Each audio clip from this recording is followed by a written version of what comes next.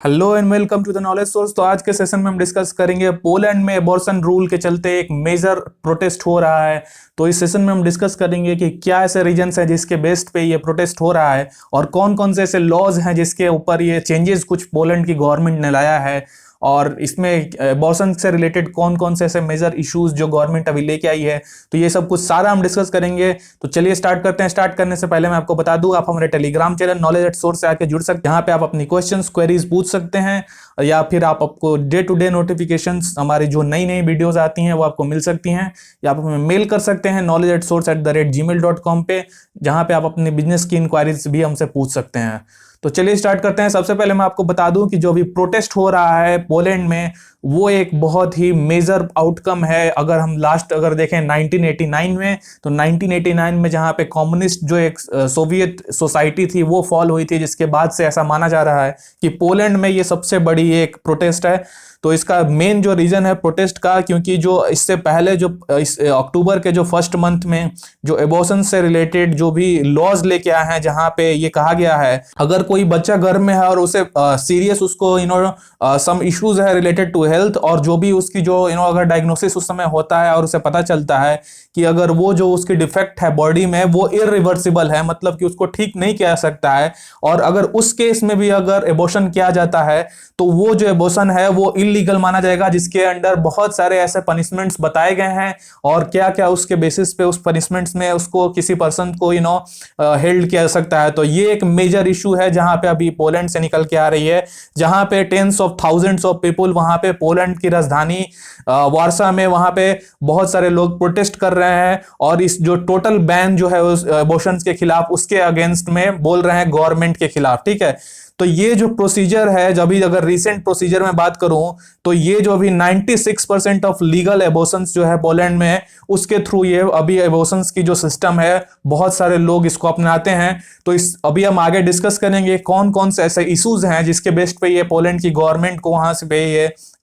Decision लेना पड़ा। तो देखते हैं सबसे पहले जो अभी एग्जिस्टिंग लॉ क्या है, इसके बाद हम पूरा कॉन्टेक्स्ट समझने की कोशिश करेंगे। तो अभी देखिए डॉक्टर जो है पोलैंड के वो बताते हैं, और कई बार तो आपको ये देखना पड़ेगा कि अगर कोई पर्सन एबॉर्शंस के लिए जाता है या कोई फीमेल जाती है, तो वहां पे जो डॉक्टर्स रिफ्यूज कर देते हैं कि हम एबॉर्शन नहीं करवाने देंगे, और इवन अपने तरफ से सजेशंस देते हैं कि जो मेजर रिलीजियस ग्राउंड पे ये सही नहीं है, और अपने अपने अपने थ्रू ये कुछ थेसिस देने की कोशिश करते हैं जो कि सही नहीं है। अगर हम देखें कि अगर किसी बच्चे को child who is suffering from defects that can not be reversible, तो ऐसे सिचुएशन में एबॉर्शन की सिस्टम होनी चाहिए, लेकिन अभी पोलैंड की गवर्नमेंट ऐसा बोल रही है कि नहीं होगा। और अगर हम देखें अभी जो प्रेजेंट की सिचुएशन है, तो यहाँ पे कोई भी अगर बच्चा अगर कोई डिफेक्टेड है और अगर पैदा हो जाता है, तो उसको कोई भी फाइनेंशियल साइकोलॉजिकल सपोर्ट या फिर उसके फैमिली को उस डिसेबल्ड चिल्ड्रन के लिए कुछ होनी चाहिए, वो कुछ ऐसे सिस्टम में वहां पे नहीं है, लेकिन फिर भी अभी गवर्नमेंट ऐसा लॉ लेके आई है। ठीक है, सो अभी देखें हम कि जो अभी एबॉर्शन है वो एक फेटल एबनॉर्मलिटीज है जो कि अभी लीगलाइज है, लेकिन वहां की गवर्नमेंट बोल रही है कि हम वहां पे एबॉर्शंस की सपोर्ट करते हैं अगर ह्यूमन लाइफ को कोई थ्रेटन है, या फिर जो भी टर्मिनेशन है based on the health forts, जो कि हेल्थ उसकी बच्चा गर्भ में है, अगर उसकी उसकी सिचुएशन ऐसी है कि वो बाद में सरवाइव नहीं कर सकता है, तो उस कंडीशन में जैसा पोलैंड की गवर्नमेंट बोल रही है कि हम एबॉर्शंस को सपोर्ट करेंगे। लेकिन जो एबॉर्शंस अगर कुछ अपने बेसिस पे कुछ भी मतलब अगर किसी को ये हेल्थ की थ्रेटनिंग नहीं है, अगर उस सिचुएशन में ऐसा एबॉर्शन होता है तो ये इलीगलाइज्ड माना जाएगा। ठीक है,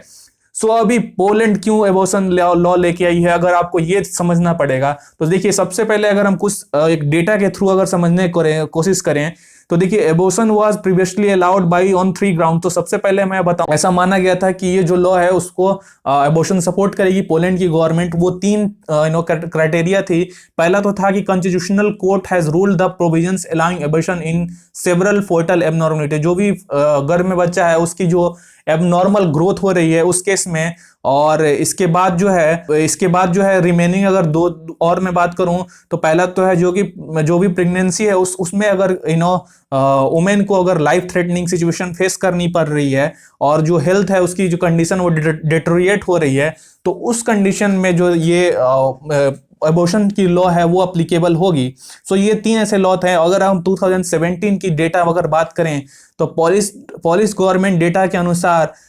2017 में टोटल एबॉर्शंस जो हुए थे 1557 हुए थे, जिसमें कि 1035 जो है एबॉर्शंस हुए थे वो किस बेसिस पे हुए थे कि grounds of several foetal abnormally. So ऐसा सिचुएशन अगर देखें हम कि 2017 में जो ये डेटा मैनिपुलेशंस की बात कर रही है पोलैंड गवर्नमेंट, जहां ये बोल रही है कि जो भी ये डेटा है वो मैनिपुलेटेड है और जो भी डेटा वहां पे पैसे दे के किए गए हैं कि ताकि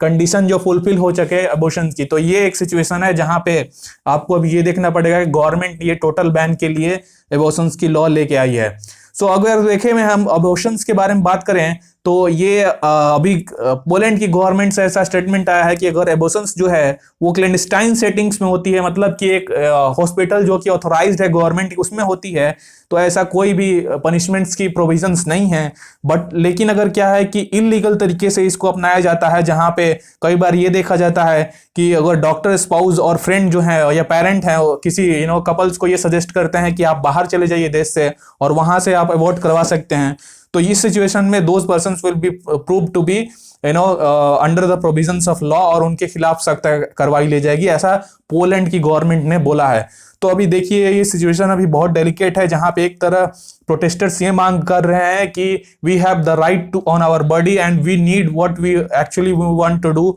सो ऐसा उनका कहना है। और एक तरफ पोलैंड की गवर्नमेंट है जो अपने रिलीजियस थेसिस दे रही है और अपनी गवर्नमेंट को, अपने रिलीजन को एक बचाने की कोशिश कर रही है अपने लॉ के अकॉर्डिंग। तो इसमें देखना है अभी आने वाले समय में कौन किसकी जीत होती है। तो आई होप कि आपको इसमें कुछ नया सीखने को मिला होगा। So that's it for today. Thank you and God bless to all of you.